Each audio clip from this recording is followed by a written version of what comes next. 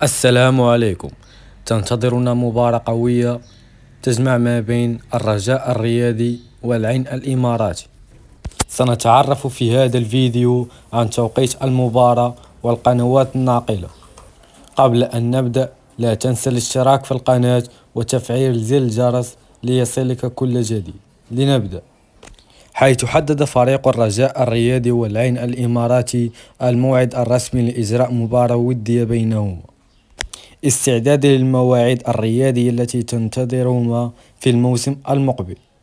واتفق الرجاء الرياضي مع العين الإماراتي على إقامة المباراة الودية يوم 10 شهر أغسطس المقبل، وذلك بمدينة الدار البيضاء، على أن يتم تحديد الملعب الذي ستقام فيه المباراة. ويشار أن الرجاء الرياضي توج بلقب دوري الاحترافي بعد فوزه على مولودية وجدة 3-0. قبل نهاية الفيديو اكتب توقعك لهذه المباراة. دمت في رعاية الله ومع السلامة.